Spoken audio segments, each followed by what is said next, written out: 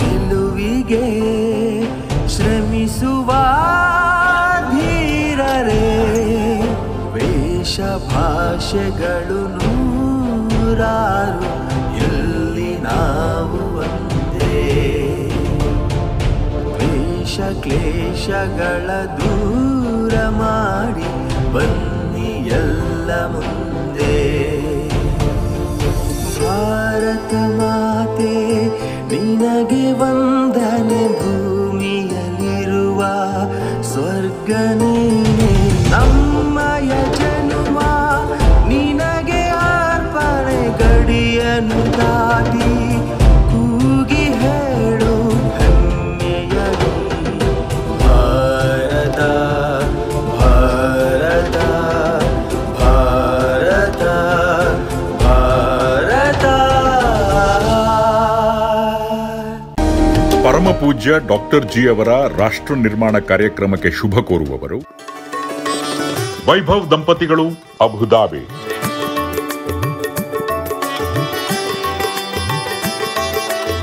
ದಯಾನಂದ ಪುತ್ತೂರು, ಮೈಸೂರು.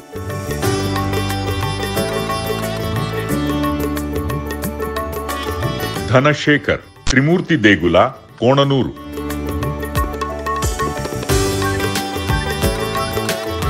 ವಿದ್ಯಾ Puneeth Kumar, Australia.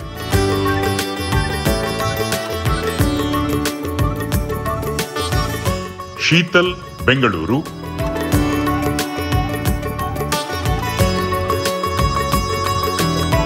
Harish Pai, Dubai.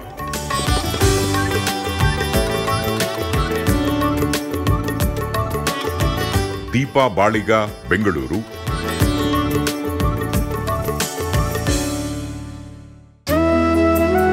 ಕಳೆದ 16 ವರ್ಷಗಳಿಂದ ಪ್ರತಿ ಗುರುವಾರ ರಾತ್ರಿ 10 ಗಂಟೆಗೆ ಸಹಸ್ರಾರು ಮಂದಿ ಸದ್ಭಕ್ತರಲ್ಲಿ ಆತ್ಮಶಕ್ತಿ ಜಾಗೃತಿಯನ್ನು ಮೂಡಿಸುವ ಪರಮ ಪೂಜ್ಯ ಡಾಕ್ಟರ್ ಜಿ ಅವರ ಚೇತೋಹಾರಿ ಕಾರ್ಯಕ್ರಮದ ಪಾವನ ಸಂಚಿಕೆ ಇದಾಗಿದೆ. ಈ ಜಗತ್ತಿಂದು ಕೇವಲ ಮಾಯಾಲೋಕದಲ್ಲೇ ವಿಹರಿಸುತ್ತಿದೆ. ಆಧುನಿಕರಂತೂ ಹೆಚ್ಚಿನಂಶ ಸರ್ವದಾ ನಾನು, ನನ್ನದು, ನನ್ನಿಂದ, ನನ್ನಿಂದಲೇ, ನನ್ನಿಂದಾಗಿಯೇ, ನಮಗೆಲ್ಲರಿಗಾಗಿಯೇ, ನಮ್ಮಿಂದಲೇ ಎಂಬಿ ಗರಿಬಿರಿದ ಅಹಂಕಾರ, ಮಮಕಾರಗಳ ಸ್ವಾರ್ಥತೆ, ಸ್ವೈರತೆ, ಸಂಕುಚಿತತೆಗಳಿಂದಲೇ ಜಗದಗಲ ಯಥಾರ್ಥವಾಗಿ ಮೋಜಿನಿಂದಲೇ ಮೆರೆದಾಡುತ್ತಿದ್ದಾರೆ. ಪ್ರತಿ ಮಾನವನಲ್ಲಿ 90%ಕ್ಕಿಂತ ಜಾಸ್ತಿ ಜೈವಿಕ ಕ್ರಿಯೆಗಳ ರೂವಾರಿಯಾದ ದೇಹಕ್ಕೆ ವರ್ಚಸ್ಸಿನ ರುಮಾಲಾದ ದೇವರು ಪ್ರಾಣಶಕ್ತಿ ಇಂದು ಎನರ್ಜಿ ಆಗಿರುವವನು, ಯಾರ್ಯಾರಿಗೂ ಬೇಡದವನು ಎಂದಾಗಿ ಅನುದಿನದ ಅಲರ್ಜಿಯೇ ಆಗಿರುವುದು ನಿಜಕ್ಕೂ ವಿಚಿತ್ರವಾದರೂ ಸತ್ಯವಾಗಿದೆ. ಇಂಥ ಶೋಚನೀಯ ದುಸ್ಥಿತಿಯಿಂದ ಈ ಜಗತ್ತನ್ನು ಪಾರು ಮಾಡಲೆಂದೇ ಇದೇ ಜಗತ್ತಿಗೊಂದೇ ಆದ ಶ್ರೀ ಗುರೂಜಿ ಸ್ವಾಮಿ ವಿವೇಕಾನಂದರ ದಿವ್ಯ ಲೀಲಾ ಕ್ಷೇತ್ರವಾದ ಈ ಡಿವೈನ್ ಪಾರ್ಕ್. ಇದಂತೂ ಜಗತ್ತಿಗೊಂದೇ ಆದ ಸ್ಪಿರಿಚುವಲ್ ಲ್ಯಾಬೋರೇಟರಿ ಆಗಿದೆ.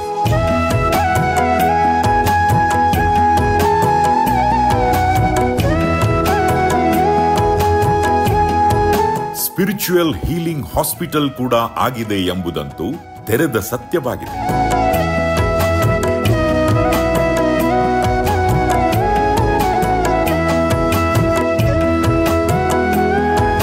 ಕಳೆದ 50 ವರ್ಷಗಳಿಂದ ಕೋಟಿಗಟ್ಟಲೆ ಸದ್ಭಕ್ತರನ್ನು ನಿರ್ಮಿಸಿದ ವಿಶೇಷ ಕೀರ್ತಿಗೆ ಪಾತ್ರವಾದ ಈ ಡಿವೈನ್ ಪಾರ್ಕ್ ಎಂಬುದಂತೂ ಡೈನಮಿಕ್ ಸ್ಪಿರಿಚುಯಾಲಿಟಿಯ ನಿತ್ಯ ಸತ್ಯ ಕೇಂದ್ರವಾಗಿದೆ. ಅಷ್ಟೇಕೆ ಸಾರ್ಥಕ ಸಾಧನಾ ಗರಡಿಯೇ ಆಗಿದೆ. ವೃತ್ತಿಯಲ್ಲಿ ಆಲೋಪತಿ ವೈದ್ಯರಾದ ಪೂಜ್ಯ doctor G BSc, MBBS, FAGE ಇಲ್ಲಿನ ಆಡಳಿತ ನಿರ್ದೇಶಕರಾಗಿದ್ದರೂ ಪ್ರವೃತ್ತಿಯಲ್ಲಿ ಅತ್ಯಪರೂಪದ ದೈವ ಸಾಕ್ಷಾತ್ಕಾರ ಪಡೆದು ಭಗವದಾನಂದ ಲೋಕದಲ್ಲೇ ಸದಾ ವಿಹರಿಸುವ ಅತ್ಯಪರೂಪದ ಆಧುನಿಕ ಸಂತ ಶ್ರೇಷ್ಠರೆಂಬುದು ವಿಚಿತ್ರವಾದರೂ ನಿಜವಾಗಿದೆ. ಜಗದಗಲ ಮೆರೆದಾಡುವ ಸಾಮಾನ್ಯ ಮಾನವರೆಲ್ಲರೂ ಇಲ್ಲಿಗೆ ಬಂದು ಕ್ರಮಬದ್ಧ ಸಾಧಕರಾಗಿ ನಿಜಕ್ಕೂ ಚೈತನ್ಯಶೀಲ ಮಾಧವರೇ ಆಗಿದ್ದಾರೆ. ಕೋಟಿಗಟ್ಟಲೆ ನರರೆಲ್ಲರೂ ವ್ಯಕ್ತಿತ್ವ ವಿಕಸನಗೊಂಡು ಯಥಾರ್ಥ ಹರರೇ ಆಗಿದ್ದಾರೆ. ದೇವರು ದೇಗುಲಗಳಲ್ಲೆಲ್ಲ ಕೇವಲ ಇನರ್ಟ್ ಜಡಮೂರ್ತಿಯಂತೂ ಅಲ್ಲವೇ ಅಲ್ಲ. ನಿಜಕ್ಕೂ ಆತನಂತೂ ಸರ್ವದಾ ಆಲ್ ಅಲರ್ಟ್ ಚಿನ್ಮಯಿ ಸರ್ವಶಕ್ತನೇ ಹೌದು ಎಂಬುದನ್ನು ಕಳೆದ 50 ವರ್ಷಗಳಿಂದಲೂ ಸಾಕ್ಷಾತ್ತಾಗಿ ಅನುಭವಿಸಿ ಪ್ರತಿ ಕ್ಷಣವೂ ಬಗೆ ಬಗೆಯಲ್ಲಿ ಭಗವದಾನಂದ ಲೋಕದಲ್ಲೇ ವಿಹರಿಸುವ ಪೂಜ್ಯ ಡಾಕ್ಟರ್ ಜಿ ಕ್ಷಣ ಕ್ಷಣವೂ ದೇವರೆಲ್ಲರ ಮಧುರವಾಣಿಯ ದಿವ್ಯಾನಂದವನ್ನಾಲಿಸುತ್ತಲೇ ದೇವರೆಲ್ಲರ ಸಾಕ್ಷಾತ್ ದರ್ಶನವಾದ ಭವ್ಯಾನಂದದ ಸೌಭಾಗ್ಯದಿಂದಲೇ ನಲಿ ನಲಿದಾಡುವ ಸಂತ ಶ್ರೇಷ್ಠರೇ ಆಗಿರುವುದಂತೂ ಜಗದಗಲ ತಿಳಿಯದ ಪರಮ ಸತ್ಯವೇ ಆಗಿದೆ. ಈ ಡಿವೈನ್ ಪಾರ್ಕ್ನ ಸಕ್ರಿಯ ಶಾಖೆಗಳಾಗಿ 100 ವಿವೇಕ ಜಾಗೃತ ಬಳಗಗಳು, ಡಿವೈನ್ ಸ್ಪಾರ್ಕ್ಸ್ ಜಗದಗಲ ಕಂಗೊಳಿಸಿ ವ್ಯಕ್ತಿತ್ವ ನಿರ್ಮಾಣ, ವ್ಯಕ್ತಿತ್ವ ವಿಕಸನ, ಆತ್ಮೋದ್ಧಾರ ಹಾಗೂ ಲೋಕೋದ್ಧಾರಗಳ ಪವಿತ್ರ ಕೈಂಕರ್ಯವನ್ನೇ ನಗು, ನಯ, ನಲಿವಿನಿಂದಲೇ ಹಲವಾರು ವರ್ಷಗಳಿಂದಲೂ ಮಾಡುತ್ತಲೇ ಬಂದಿವೆ. ಇಂಥ ಬೆಳವಣಿಗೆಯಂತೂ ನಿಜಕ್ಕೂ ಕಣ್ಣು ಕುಕ್ಕುವಂತೆಯೇ ಇದೆ.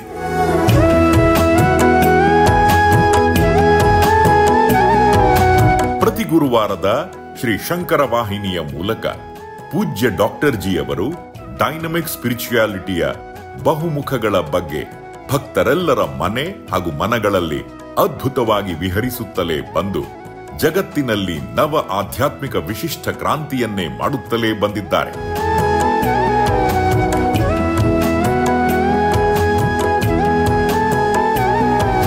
ಪ್ರತಿ ಬಾರಿ 25ರ ಸಂಚಿಕೆಗಳ ಅವಧಿಯಲ್ಲಿ ಗಣ್ಯ ಮಹನೀಯರ ವಿಶೇಷ ಸಂದರ್ಶನದ ಸೌಭಾಗ್ಯದೊಂದಿಗೆ ನಾವಂತೂ ಈ ನೂತನ ಆಧ್ಯಾತ್ಮಿಕ ಕ್ರಾಂತಿಯನ್ನು ಮುನ್ನಡೆಸುತ್ತಲೇ ಬಂದಿದ್ದೇವೆ. ಇಂದೀಗ ವಿಶೇಷ ಸಂಚಿಕೆಯಲ್ಲಿ ಮಂಗಳೂರು ವಿಶ್ವವಿದ್ಯಾನಿಲಯದ ನಿವೃತ್ತ ಕುಲಪತಿಯಾದ ಮಾನ್ಯ ಡಾಕ್ಟರ್ ಸುಬ್ರಹ್ಮಣ್ಯ ಎಡಪಡಿತ್ತಾಯ ಅವರ ಸಾಧನಾ ಮಂಜರಿ ಸಂದರ್ಶನವನ್ನು ನೀಡುತ್ತಿದ್ದೇವೆ. ಅದಂತೂ ಸದಾ ಮೈ ನವಿರೇಳಿಸುವಂಥದ್ದೇ ಆಗಿದೆ. ಆಧುನಿಕ ಜನಮನದ ನಾನಾ ವಿಧದ ಪ್ರಶ್ನೆಗಳನ್ನೆಲ್ಲ ಕೇಳಿ ರೋಚಕ ರಮಣೀಯ ಉತ್ತರಗಳನ್ನೆಲ್ಲ ಹೊಮ್ಮಿಸಿದ್ದಂತೂ ಅತಿ ವಿಸ್ಮಯಕರವೇ ಆಗಿದೆ. ಆಲಿಸಿ ಆನಂದಿಸಿ. ನಿಷ್ಠ ಸದ್ಭಕ್ತರಾದ ನಿಮ್ಮೆಲ್ಲರಲ್ಲೂ ಅನನ್ಯ ಇಷ್ಟ ಪ್ರೇಮ ಹಾಗೂ ಗುರುಭಕ್ತಿಗಳಂತೂ ಸರ್ವದಾ ಸಂವರ್ಧನೆಗೊಂಡು ನಿಮ್ಮೊಳಗೆ ಅನನ್ಯ ಕಾರ್ಯದಕ್ಷತೆ, ಕರ್ತವ್ಯಶೀಲತೆ, ಶಿಸ್ತು, ಸಂಯಮಗಳೆಲ್ಲವೂ ಅಕ್ಷಯವಾಗಿ ಚಿಮ್ಮಿ ನಿಮ್ಮೆಲ್ಲರ ಜೀವನವಂತೂ ನಿತ್ಯ ನೂತನವೂ ಸತ್ಯ ಪಾವನವೂ ಆಗಿ ನಿಮ್ಮ ಬಾಳೆಲ್ಲ ಬೆಳಕಾಗಿ ಬದುಕೆಲ್ಲ ಬಂಗಾರವಾಗಿ ಜೀವನವಂತೂ ಜೇನಾಗಲೇಬೇಕೆಂದು ಹಾರೈಸುವೆವು. ನವೋತ್ಸಾಹದ ಕಿಡಿಯಾಗಿಯೇ ಅಕ್ಷಯ ಆನಂದವಂತೂ ಸದಾ ಚಿಮ್ಮುತ್ತಿರಲಿ. ಶ್ರೀ ಶಂಕರ ವಾಹಿನಿ ಪ್ರೇಕ್ಷಕರಿಗೆ ನಮಸ್ಕಾರಗಳು. ಶ್ರೀ ಗುರುಭ್ಯೋ ನಮಃ. ಡಿವೈನ್ ಪಾರ್ಕ್ ಅಂತ ಹೇಳುವಂಥದ್ದು ಬೇರೆ ದೇವಸ್ಥಾನಗಳಿಗಿಂತ ಯಾವ ರೀತಿ ಭಿನ್ನವಾಗಿದೆ? ಎಲ್ಲವೂ ಭಿನ್ನ. ಇಲ್ಲಿ ನೀವು ಆರಂಭದಿಂದ ಬಂದರೆ, ನಿಂತರೆ, ಕೂತರೆ, ಪೂಜೆಗೆ ಅಟೆಂಡ್ ಆದರೆ, ವಾಪಸ್ ಹೋಗುವಾಗ ಪ್ರತಿಯೊಂದು ಭಿನ್ನವೇ. ಸಾಕ್ಷಾತ್ ದೇವರ ನೆಲೆ ಇದು. ದೇವರಿದ್ದಾನೆ, ನೋಡುತ್ತಿದ್ದಾನೆ, ಪರೀಕ್ಷಿಸುತ್ತಿದ್ದಾನೆ, ಹೊಸ ಸ್ಫೂರ್ತಿ ತುಂಬುತ್ತಿದ್ದಾನೆ, ನನ್ನ ಮನಸ್ಸಿನಲ್ಲಿ ಚಿರಸ್ಥಾಯಿಯಾಗಿ ತನ್ನ ಛಾಪನ್ನು ಮೂಡಿಸುತ್ತಿದ್ದಾನೆ. ಖಂಡಿತವಾಗಿ ತೆರೆದ ಮನಸ್ಸಿನಿಂದ ನೀವು ಬಂದರೆ ಖಂಡಿತವಾಗಿ ಆಗುತ್ತದೆ. ಖಂಡಿತ. ದೇವರು ಚಿನ್ಮಯಿ ಮರ್ರೆ, ಬರೀ ಡೆಡ್ ಮೂರ್ತಿ ಅಲ್ಲ. ಆ ಮೂರ್ತಿ ಒಳಗೆ ಚಿನ್ಮಯಿ ಇದೆ. ಮೈ ರೋಮಾಂಚಕ ಅಭಿಪ್ರಾಯವನ್ನು ಆತ ಮೂಡಿಸುತ್ತಾನೆ. ಬಂದ ತಕ್ಷಣ ಜಗ್ಗಾಗಿ ಬಿಡುತ್ತೆ. ನಾನೆಷ್ಟು ಭಾಗ್ಯವಂತ, ನಾನು ನಿಜವಾಗಿ ಸೌಭಾಗ್ಯವಂತ, ನನ್ನಲ್ಲಿರುವ ನಾನು ನನ್ನದು, ನನ್ನಿಂದ ಮನೆಯ ಯೋಚನೆ ಎಲ್ಲ ಬಂದ ತಕ್ಷಣ ಪರಾರಿಯಾಗಿ ಬಿಡುತ್ತೆ. ನನ್ನ ಮನಸ್ಸು ಶುದ್ಧವಾಗಿದೆ, ವಿಶುದ್ಧವಾಗಿ, ವಿಶಾಲವಾಗಿದೆ, ವಿಶಿಷ್ಟವಾಗಿದೆ, ಎಲ್ಲರೂ ನಮ್ಮವರೇ ಎಂಬ ಭಾವ ಸ್ಪಷ್ಟವಾಗುತ್ತದೆ. ಇಲ್ಲಿ ಬಂದವರು ಹೇಳ್ತಾರೆ, ಜಗತ್ತೇ ಮನೆ, ಮಾನವ ಕುಲವೇ ಕುಟುಂಬ. ಖಂಡಿತವಾಗಿಯೂ ನಾನು ಬೇಡಬೇಕಂತ ಇಲ್ಲಿ ಇರುವಷ್ಟು ತನಕ ಅವ್ರ ಮನಸ್ಸಿನಲ್ಲಿ ಛಾಪು ಉಳಿತದೆ. ಮನೆಗೆ ಹೋದ್ಮೇಲೆ ಅದು ಪುನಃ ಯಥಾಸ್ಥಿತಿ, ನಾಯಿ ಬಾಳಟೊಂಕಿ. ಆದರೆ ಇಲ್ಲಿ ಆ ಛಾಪನ್ನು ತಗೊಂಡು ನಾವು ಹೋದರೆ ಜಗತ್ತೇ ನನ್ನ ಮನೆ. ನಾನು 74 ವರ್ಷದಲ್ಲಿ ನನ್ನ ಹೆಂಡತಿ ಮಕ್ಕಳಿಗೆ ಬೇಡಲೇ ಇಲ್ಲ. ಜಗತ್ತೇ ಮನೆ, ಎಲ್ಲರಿಗೂ ಒಳಿತಾಗಲಿ, ಶುಭವಾಗಲಿ ಅಂದರೆ ನಮ್ಮ ಹೆಂಡತಿ ಮಕ್ಕಳು ಇರ್ತಾರಲ್ಲ, ಸರಿ ಆಯಿತು ಯೋಚನೆ ಮಾಡಿ. ಅಲ್ಲಿ ನಮ್ಗೆ ಸಂಶಯ ಇದ್ದಾಗ ನನ್ನ ಹೆಂಡತಿ ಮಕ್ಕಳಿಗೆ ಮಾತ್ರ, ನನ್ನ ಆಸ್ತಿ ಪಾಸ್ತಿಗೆ ಮಾತ್ರ, ಜಗತ್ತಿಗಾಗಿ ಅಲ್ಲ. ಇದು ಹಾಗಲ್ಲ. ಪಂಚಭೂತಗಳು ಗಾಳಿ, ನೀರು, ಬೆಳಕು, ಭೂಮಿ, ಆಕಾಶ ಯುಗ ಯುಗಾಂತರದಿಂದ ಇತ್ತು. ಒಬ್ಬರು ಅದಕ್ಕಾಗಿ ಬೇಡಿದ್ದುಂಟ? ನಾವು ಯೋಚನೆ ಮಾಡಿ. ಪಂಚಭೂತಗಳು ಶಾಶ್ವತವಾಗಿ ನಮಗೆ ಸಂತೋಷವನ್ನು ಕೊಡಲಿ, ಶಾಶ್ವತವಾಗಿ ಸಂತೃಪ್ತಿ ಕೊಡಲಿ, ಭಗವದಾನಂದವನ್ನು ಅವು ತರಲಿ, ಬೇಡಲೇ ಇಲ್ಲ. ಆದರೂ ಅವು ಕೆಲಸ ಮಾಡ್ತಾ ಇಲ್ವಾ? ಯೋಚನೆ ಮಾಡಿ. ಬೆಳಗಿನ ಭಗವಂತ ತನ್ನ ಕೆಲಸವನ್ನು ನಿಸ್ವಾರ್ಥತೆಯಿಂದ ಮಾಡ್ತಾ ಇದ್ದಾನೆ. 93% ಈ ವ್ಯಕ್ತಿಗಾಗಿ ಮಾಡ್ತಾ ಇದ್ದಾನೆ. ಜಾತಿ ಮತ ಕುಲಗೋತ್ರ ಭೇದ ಒಂದು ಚೂರು ಎಣಿಸೋದಿಲ್ಲ. ಈ ವ್ಯಕ್ತಿ ಬದುಕಬೇಕು, ಈ ವ್ಯಕ್ತಿ ಆನಂದ ಪಡಿಬೇಕು, ಈ ವ್ಯಕ್ತಿಯ ಸಮಾಧಾನದ ನಿಧಿ ಆಗಬೇಕು. ಹಗಲು ರಾತ್ರಿ ಕೆಲಸ ಮಾಡ್ತಾನೆ, ಒಂದು ಸೆಕೆಂಡ್ ಅವನ್ನೆದ್ರೆ ಮಾಡೋದಿಲ್ಲ. ಅದನ್ನು ಕಂಡಾದರೂ ನಾವು ನಮ್ಮ ದಿನಚರಿಯನ್ನು ಸ್ವಲ್ಪ ತಿದ್ದುಕೊಳ್ಳೋದು ಬೇಡವಾ? ಯೋಚನೆ ಮಾಡಿ. ಆ ಬುದ್ಧಿ ನಮಗೆ ಇಲ್ಲವೇ ಇಲ್ಲ. ಅವನಿಗೆ ಬೇರೆ ಕೆಲಸ ಇಲ್ಲ, ಅವನಿಗೆ ಬೇರೆ ದಾರಿ ಇಲ್ಲ, ಅವನಿಗೆ ಬೇರೆ ಸಿನಿಮಾ ನೋಡೋದಿಲ್ಲ. ನಮ್ಮ ಅದೆಲ್ಲ ಇದೆ. ಹಾಗಾಗಿ ನಾವು we have to indulge in many ways. ನಾವು ನಮ್ಮನ್ನು ಸಮರ್ಥಿಸಿಕೊಳ್ಳುತ್ತೇವೆ, ನಮ್ಮ ತಪ್ಪನ್ನು ಸಮರ್ಥಿಸಿಕೊಂಡು ಅಂಡರ್ಲೈನ್ ಆಗ್ತೇವೆ. ಅವನ ಒಪ್ಪನ್ನು ಇರೋ ಬದಲಿಗೆ ನಾವು ತಪ್ಪನ್ನು ಸಮರ್ಥಿಸಿಕೊಳ್ತೇವೆ. ಯಾಕೆ ಮಗು ಫೈಲಾದೆ ನೀನು ಕೇಳಿ, ನೀನು ಫೈಲಾಗಿ ಕಾಣಿ ಎಷ್ಟು ಖುಷಿ ಸಿಕ್ಕತ್ತೆ ಅಂದರೆ. ಈಗಿನ ಸ್ಥಿತಿಯೆಲ್ಲ ಹಾಗೆ ಮಕ್ಕಳದ್ದು. ಫೈಲಾದಾಗ ನೀ ಪಾಸಾಗಿತ್ತೆ ತಾನೆ, ಫೈಲಾಗಿ ಕಾಣ ಹೆಂಗಾಗುತ್ತೆ ಅಂತ ಹೇಳೋದು ಇಂಥ ಮಕ್ಕಳಿಗೆ. ಅವನತಿಯೇ ಉನ್ನತಿಯೇ ಇನ್ನೊಂದು ಮುಖ ಅಂತ ಕೊಡ್ತಾರೆ. ಎಲ್ಲ ಕುತರ್ಕಗಳೇ ಜಾಸ್ತಿ. ಎಲ್ಲ ಬೂಟಾಟಿಗೆ ವ್ಯಕ್ತಿತ್ವ ಅಷ್ಟೇ. ನಾಮಕೆ ವಾಸ್ತೆ ಹೊರತು ಕಾಮಕೆ ವಾಸ್ತೆ ಇಲ್ಲವೇ ಇಲ್ಲ. ಇಂಥ ಸ್ಥಿತಿಯಲ್ಲಿ ನಾವಿದ್ದೇವೆ. ಇದು ನಮ್ಮದು ಅಭಿವೃದ್ಧಿ, ಹೆಸರಿಗೆ ಅಭಿವೃದ್ಧಿ, ಮಹಾ ಅಭಿವೃದ್ಧಿ, ಘನಾಭಿವೃದ್ಧಿ, ತೇಜಾಭಿವೃದ್ಧಿ.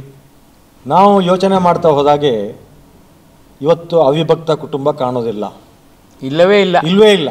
ಎಲ್ಲ ನ್ಯೂಕ್ಲಿಯರ್ ಫ್ಯಾಮಿಲೀಸ್. ಹೌದು ಹೌದು, ಕರೆಕ್ಟ್. ಆಮೇಲೆ ನೀವು ಮನೆಯಿಂದ ಹೊರಡೆ ಬಂದರೆ ಆ ಜಾತಿ ಈ ಜಾತಿ ಅಂತ ಹೇಳುವಂಥದ್ದು, ಈ ರೀತಿಯ ಒಂದು ವಿಭಜನಾ ಮನೋಭಾವವನ್ನು ಹುಟ್ಟಿ ಹಾಕ್ತೇವೆ ನಾವು. ಇದರಿಂದ ಏನಾಗುತ್ತೆ ಅಂತ ಹೇಳಿದರೆ ಒಗ್ಗಟ್ಟಿರಲಿಕ್ಕೆ ಸಾಧ್ಯ ಇಲ್ಲ. ಈ ಒಗ್ಗಟ್ಟು ಬರಬೇಕು. ಈಗ ನೋಡಿ, ಇಲ್ಲಿ ಡಿವೈನ್ ಪಾರ್ಕಿಗೆ ನಾನು ಬಂದೆ ಅಂತಾದರೆ ನನಗೆ ಕಾಣುವಂಥದ್ದು ಸರ್ವಧರ್ಮ ಸಮನ್ವಯತೆ ಇದೆ, ಸೌಹಾರ್ದತೆ ಇದೆ, ಭ್ರಾತೃತ್ವ ಇದೆ, ಎಲ್ಲವೂ ಇದೆ. ಸೊ ಅಲ್ಲಿ ನಾವು ನೋಡ್ತೇವೆ, ನಾವು ಭಕ್ತಿ ಮುಖ ಇದೆ, ಶಕ್ತಿ ಮುಖ ಇದೆ, ಯುಕ್ತಿ ಮುಖ ಇದೆ, ಎಲ್ಲಿಯೂ ಸಿಗುವುದಿಲ್ಲ. ಆಮೇಲೆ ದೇವರು ಮಾತನಾಡ್ತಾರೆ ಇಲ್ಲಿ. ಇದು ದೇವರು ಮಾತನಾಡುವ ತಾಣ, ಅದು ಡಿವೈನ್ ಪಾರ್ಕ್. ಓದಿದರೆ ಗೊತ್ತಾಗಲ್ಲ, ಇಲ್ಲಿ ಬಂದು ನೋಡಬೇಕಾಗತ್ತೆ. ಅಲ್ಲಿ ನಮಗೆ ಮೈ ರೋಮಾಂಚನ ಆಗುತ್ತೆ.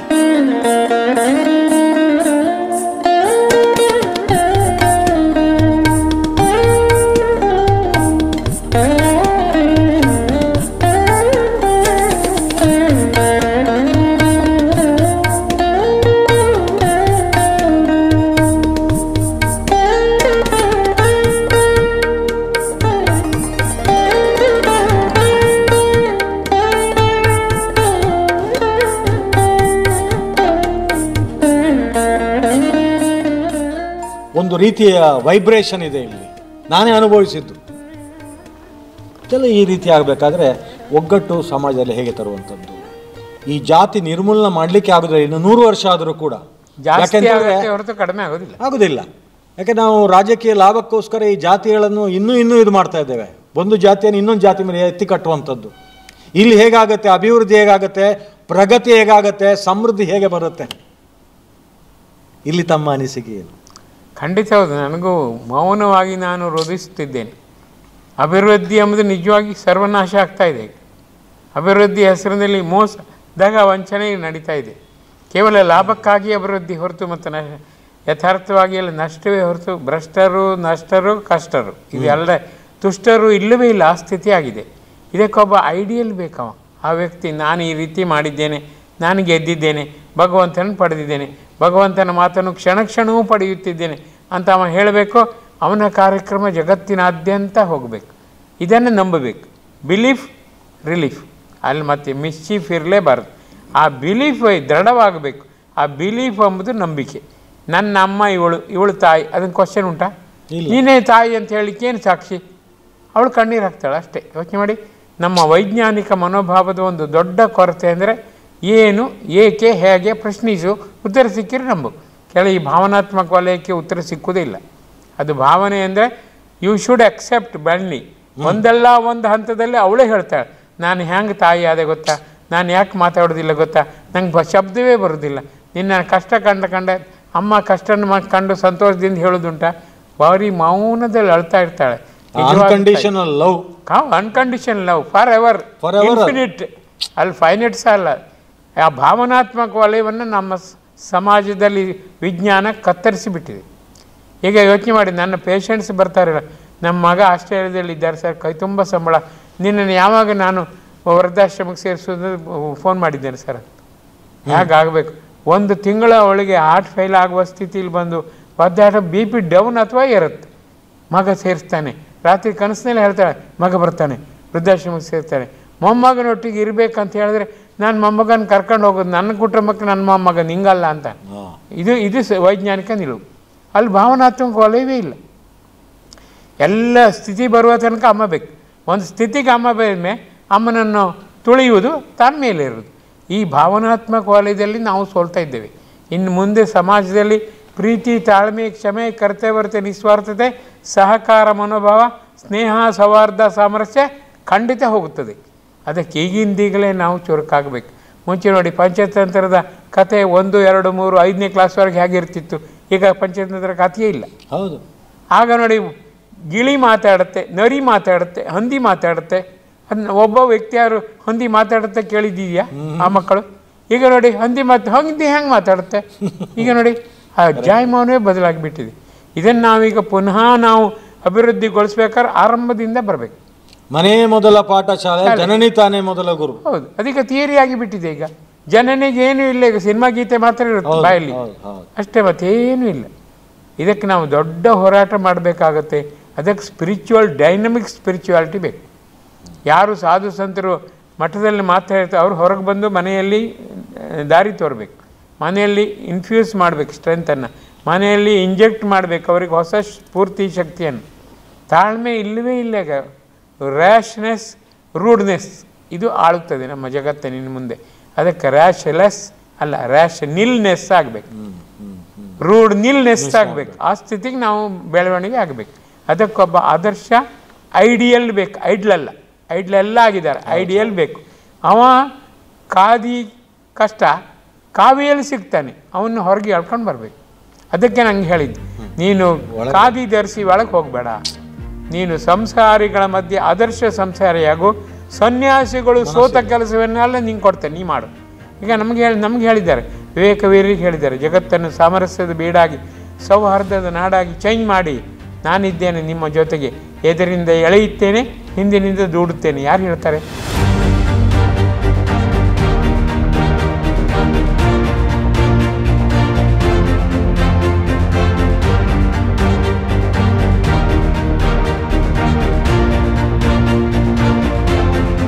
ನೀವು ಸುಮ್ಮನೆ ನೆಪ ಮಾತ್ರಕ್ಕಿರಿ, ನಾನು ಶಕ್ತಿ ತುಂಬುತ್ತೇನೆ.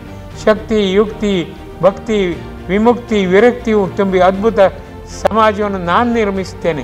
ಸಂಸಾರಿಗಳ ಯಥಾರ್ಥವಾಗಿ ಚುರುಕಾಗಬೇಕು. ಡೈನಮಿಕ್ ಸ್ಪಿರಿಚುವಾಲಿಟಿ ಅಂದರೆ ಸನ್ಯಾಸಿಗಳು ಪಾದ ಸೇವೆ ಮಾಡ್ಕೊಂಡು ಆರಾಮಾಗಿ ಪಾದ ಪೂಜೆ ಮಾಡ್ಕೊಂಡು ಕೂತಿರಲಿ. ಹೇಗಿದೆ? ಯಾರು ಹೇಳ್ತಾರೆ ಇದನ್ನೆಲ್ಲ? ಒಬ್ಬ ಸನ್ಯಾಸಿ ಆದ ಸ್ವಾಮಿ ವಿವೇಕಾನಂದರು ಸಂಸಾರಿಗಳೇ ಹೇಳೋದಂದರೆ ನಮ್ಮ ಗ್ರೇಡ್ ಎಷ್ಟು ಜಾಸ್ತಿ ಆಯ್ತು ಯೋಚನೆ ಮಾಡಿ.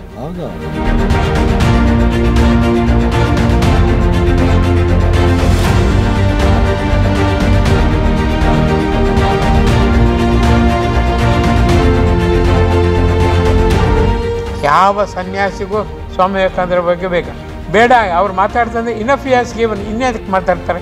ಅವ್ರ ಪ್ರಶ್ನೆ ಹೇಗಿದೆ ನೋಡಿ. ನನಗೆ ಹೇಳ್ತಾರೆ ಇನ್ನಷ್ಟು ನಾನು ಹೇಳಲಿಕ್ಕಿದೆ. ಚಿಕ್ಕ ವಯಸ್ಸಿನಲ್ಲಿ ನಾನು ದೇಹಾತೀತ ಅಸ್ತಿತ್ವದಲ್ಲಿ ಕ್ಷಣಾರ್ಧದಲ್ಲಿ ಜಗತ್ತನ್ನು ಕ್ರಮಿಸಬೇಕಂತ ದೇಹಾತೀತ ನನ್ನ ಗುರುಜಿ ರಾಮಕೃಷ್ಣ ಬೇಡಿದೆ. ನಾನು ಅಂತೆ ಮಾಡಿ ನಾನು ದೇಹಾತೀತ ಅಸ್ತಿತ್ವದಲ್ಲಿ ಸಮಾಜದಲ್ಲಿ ಇನ್ನಷ್ಟು ಚುರುಕಾಗಬೇಕು, ಡೈನಮಿಕ್ ಸ್ಪಿರಿಚುವಾಲಿಟಿಯನ್ನು ತುಂಬಬೇಕು ಈ ಜಗತ್ತಿಗೆ. ಕಣ್ಣೀರು ಹಾಕಿ ಬೇಡಿದ್ದಕ್ಕೆ ನಂಗೆ ಅಂತ್ಯ ಮಾಡಿದರು. ಈಗ ನಾನೀಗ ಡಿವೈನ್ ಪಾರ್ಕ್ನಲ್ಲಿದ್ದೇನೆ, ದೇಹಾತೀತ ಅಸ್ತಿತ್ವದೊಂದಿಗೆ.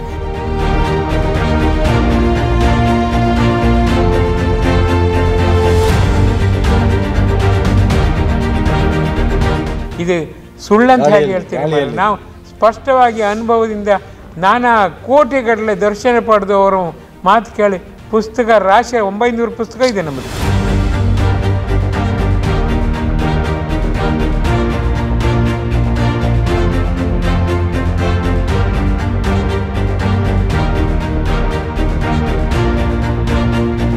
ಕನ್ನಡದಲ್ಲಿ ಪ್ರಿಂಟ್ ಆಗಲಿಕ್ಕೆ ಇನ್ನೂ 1000 ಇದೆ. ಯೋಚನೆ ಮಾಡಿ, ನಾವು ದುಡ್ಡು ಇಲ್ಲದೆ ಒದ್ದಾಡ್ತಿದ್ದೇವೆ. ನಮ್ಮಲ್ಲಿ ಪ್ಲೇಟಿಗೆ ಗತಿ ಇಲ್ಲ, ಊಟಕ್ಕೆ ಎಲ್ಲದರಲ್ಲಿದೆ, ಪ್ಲೇಟಿಗೆ ನಾವು ಬಡತನ. ಆ ಸ್ಥಿತಿಲಿದ್ದೇವೆ. ಎಂಥ ಸ್ಥಿತಿ. ಇದನ್ನು ಅರ್ಥ ಮಾಡ್ಕೊಂಡ್ರೆ ಹತ್ತಿರ ನಮ್ಮೂರಿನವ್ರು ಹತ್ತಿರ ಒಳಗೆ ಬರೋದಿಲ್ಲ. ಯಾಕಂದ್ರೆ ಸ್ವಾಮಿ ವಿವೇಕಾನಂದರು ಶೂ ಹಾಕ್ಕೊಂಡು ಒಂದು ಮೂರ್ತಿ ಇದೆ ಹೊರಗಡೆ, ಶೂ ಹಾಕ್ಕೊಂಡವರೆಲ್ಲ ದೇವರ ಮರ್ರೆ ನಿಮ್ಮ ಸಂಸ್ಥೆ ನಮಗೆ ಬೇಡ. ಅವ್ರು ದೇವರನ್ನು ಅಳೆಯುವುದು ಅವರು ಹಾಕ್ಕೊಂಡ ಫುಟ್ವೇರ್ನಿಂದ. ಅಷ್ಟು ಬುದ್ಧಿವಂತರು. ಏನು ಮಾಡೋದು ಹೇಳಿ? ಇದು ನಮ್ಮ ದುರ್ಗತಿ, ದುರ್ದಿನ. ಆದರೂ ಕೂಡ ಗುರುಜಿ ಹೇಳೋದು ಉತ್ತಮ ಭವಿಷ್ಯವಿದೆ ಅಂತ ತಿಂಟು ನಾನಿಲ್ಲವೇ.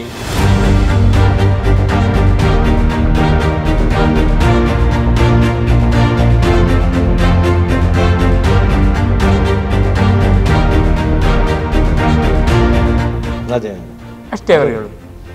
ಅದೇ ಅಲ್ಲಿ ಮೂಲ ಮಂತ್ರ ಇರುವಂಥದ್ದು. ಬರಬೇಕು, ಒಗ್ಗಟ್ಟು ಬರಬೇಕು. ನಮ್ಮ ಉದ್ದೇಶವೂ ಅದೇ. ನಮ್ಮ ಡಿವೈನ್ ಪಾರ್ಕ್ಲಿ ಬಂದವರನ್ನು ನಂದು 73 ವರ್ಷ ನಂದೀಗ. ಈ ಜಾತಿ ಯಾವುದಂತ ಈ ನಾಲ್ಗೆ ಕೇಳಲಿಲ್ಲ. ಮನುಷ್ಯ ಜಾತಿ ಅಂತ ಕಂಡುಕೊಳ್ಳು ಗೊತ್ತಾಗುತ್ತೆ. ಜಾತಿ ಅಂತ ಕೇಳೋದು ಮಾನವ ಧರ್ಮ, ಮನುಷ್ಯ ಜಾತಿ ಅಷ್ಟೇ, ಇನ್ನೆಂತ ಕೇಳೋದು. ಮತ್ತೆ ಇನ್ನೊಂದು ತಮ್ಮದು ನನಗೆ ಭಾಳ ಇದಾದ್ದು, ಭಾಳ ಹೃದಯ ತಲುಪುವಂಥದ್ದು ಏನು ಅಂತ ಹೇಳಿದರೆ, ಏನೋ ಒಂದು ತೊಂದರೆ ಆಯಿತು, ಮನಸ್ಸಿಗೆ ನೋವಾಯಿತು ಅಂತ ಹೇಳಿದರೆ 108 ಸಾಷ್ಟಾಂಗ ನಮನಗಳನ್ನು ಹಾಕಿಸುವ. ತುಂಬ ಹೆಲ್ಪ್ ಆಗ್ತದೆ. ಆ ರೀತಿ ದಂಡಿಸಿಕೊಂಡು ಶರೀರ ದಂಡನೆ ಮಾಡಿ ಪರಮಾತ್ಮ ಅದೊಂದು ಶರಣಾಗತಿಯ ಒಂದು ಇದು. ಭಗವಂತ ಕರ್ಕರ್ ಅದೊಂದೇ. ನನಗಾಗಿ ನೀನು ಏನು ಮಾಡಿದ್ದಿ? ನನ್ನ ಶರೀರ ದಂಡನೆ ಮಾಡಿದ್ವಿ, ಖುಷಿ ಆಗ್ತವನಿಗೆ.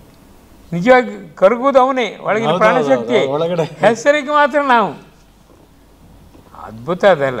ಆಧ್ಯಾತ್ಮಿಕ ಸತ್ಯಗಳೆಲ್ಲ ಹೇಳಿದರೆ ನಂಬಿಕೆ ಬರೋದೇ ಇಲ್ಲ. ಬಿಲೀಫ್ ಬಂದರೆ ತಾನೇ ರಿಲೀಫ್, ಬಿಲೀಫೇ ಬರೋದಿಲ್ಲ. ಭಾಳ ಕಷ್ಟ ಅದೆಲ್ಲ. ಏನೋ ಹಿರಿಯರ ಪುಣ್ಯ ಅಷ್ಟೇ, ಇಲ್ದಿರ ಸಾಧ್ಯವೇ ಇಲ್ಲ. ಸ್ವಂತ ಅಡುಗೆ ಮಾಡ್ಕೊಂಡು ಹೌದು ಪಾಠ ಸಾಧ್ಯವೇ ಇಲ್ಲ. ಪ್ರತಿಯೊಂದನ್ನು ಲೈಫ್ ಆ್ಯಸ್ ಚಾಲೆಂಜ್ ತಗೊಂಡದ್ದು ಆಗೋದಿಲ್ಲ. ಯಾಕೆ ನೋಡು, I will be the first, I will be the best, I will be the must ಅಂತ ಆ ಛಲ ಇತ್ತು ತಮ್ಮ. ಹೌದು, ಅನುಕರಣೆ ಮಾಡ್ಲಿಕ್ಕೆ ಒಬ್ಬ ಮುಂದೆ ಬೇಕಲ್ಲ. ಮುಂದೆ ಯಾರೂ ಇಲ್ಲ. I am the leader, I am the ladder. ನಾ ತಗೊಂಡದ್ದು ಹಾಗೆ.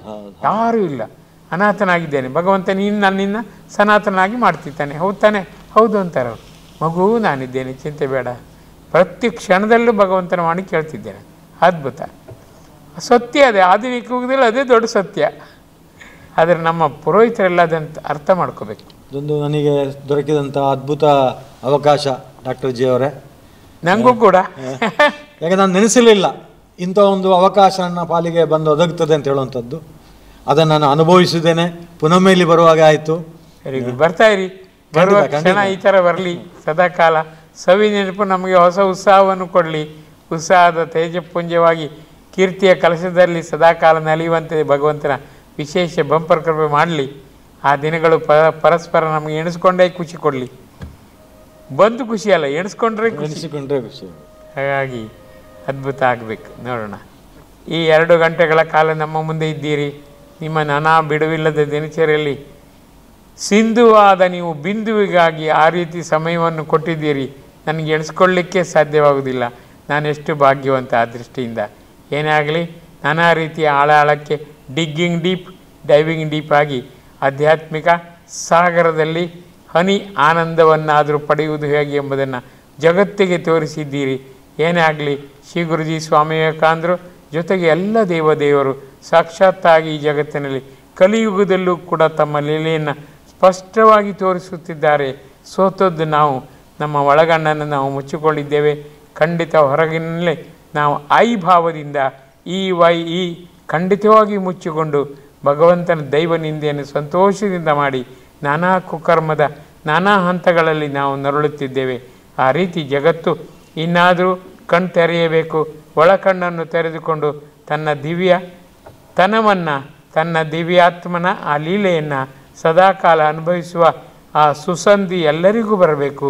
ತನ್ಮೂಲಕ ಗೊತ್ತಿರುವವರು ಗೊತ್ತಿಲ್ಲದವರಿಗೆ ನಯ ವಿನಯದಿಂದಲೇ ತಿಳಿಸಿ ಹೇಳುವ ಆ ಒಂದು ಪರಾಮರ್ಶೆಗೆ ಮುಂದಾಗಬೇಕು. ಆ ನವೀನ ಸಾಚಾತನ ಈ ಜಗತ್ತಿನಲ್ಲಿ ಗಾಳಿ ನೀರು ಬೆಳಕಿನಲ್ಲಿ ಸದಾ ಹಾಸುಹೊಕ್ಕಾಗಿರಬೇಕು. ಏನೇ ಆಗಲಿ ಭಗವಂತನಿದ್ದಾನೆ, ಗಾಡ್ ಈಸ್ ನೋವೇರ್ ಅಂತ ಹೇಳುವ ಈ ಸ್ಥಿತಿಯಲ್ಲಿ ಗಾಡ್ ಈಸ್ ನೌ ಹಿಯರ್ ಎಂದು ಎದೆತಟ್ಟಿ ಹೇಳುವ ಛಾತಿ ಪ್ರತಿಯೊಬ್ಬ ಮನುಷ್ಯನಿಗೆ ಇರಬೇಕು. ಮಾತು, ನಗು ಮತ್ತು ವಂದನೆ ಮಾನವನ ಲಕ್ಷಣ ಅಂತ ಶ್ರೀ ಗುರು ಹೇಳ್ತಾರೆ. ಆ ಮಾನವ ಯಥಾರ್ಥ ಆಧ್ಯಾತ್ಮಿಕ ದಾರಿಯಲ್ಲಿ ನಡೆದು ಸಮರ್ಥ ಮಾನವ, ಸಶಕ್ತ ಮಾನವ, ಆದರ್ಶ ಮಾನವ, ಅತ್ಯಾದರ್ಶ ಮಾನವನಾಗಬೇಕು. ಈ ದಿಸೆಯಲ್ಲಿ ಈ ಸಂದರ್ಶನ ಅದ್ಭುತವಾಗಿ ನಮ್ಮೆಲ್ಲರಲ್ಲಿ ಕೂಡ ಪ್ರಕೃತಿಯ ಹೊಸ ಸೂಚನೆಯನ್ನೇ ನೀಡಿದೆ. ನೀವು ನಿಮ್ಮ ದಿನಚರಿಯಲ್ಲಿ ನಮ್ಮಂಥವರಿಗೂ ಕೂಡ ಡಿವೈನ್ ಪಾರ್ಕಿಗಾಗಿ ನಿಮ್ಮ ಸದವಕಾಶವನ್ನು ನೀಡಿದ ಬಗ್ಗೆ ನಾನಂತೂ ತುಂಬ ಋಣಿಯಾಗಿದ್ದೇನೆ. ಉತ್ತರೋದ ಅಭಿವೃದ್ಧಿಗೆ ಎಲ್ಲ ದೇವರು ಸದಾಕಾಲ ನಿಮ್ಮ ಜೊತೆಗಿರಲಿ. ನಿಮ್ಮ ಇಷ್ಟಾರ್ಥ ಸಿದ್ಧಿಯಾಗಿ ಸದಾ ಭಗವದ ಆನಂದದ ತವರಾಗಿ ಮಹದ ಆನಂದದ ನಿಧಿಯಾಗಿ ಖಂಡಿತವಾಗಿಯೂ ನೀವು ಎಣಿಸಿದ್ದೆಲ್ಲ ಆಗಬೇಕು. ಸದಾ ಸಂತೋಷ, ಸಮಾಧಾನ, ಸಂತೃಪ್ತಿ ಅಕ್ಷಯವಾಗಿ ನಿಮ್ಮನ್ನೇ ಹಿಂಬಾಲಿಸಿಕೊಂಡು ಬರಬೇಕು. The victory should come in search of you. ಇದೇ ನನ್ನ ಪ್ರಥಮವಾದ ಅತಿ ಮುಖ್ಯ ಬೇಡಿಕೆ. ಬಂದದ್ದಕ್ಕೆ ತುಂಬ ಥ್ಯಾಂಕ್ಸ್ ಸರ್. ನಮೋ ನಮಃ.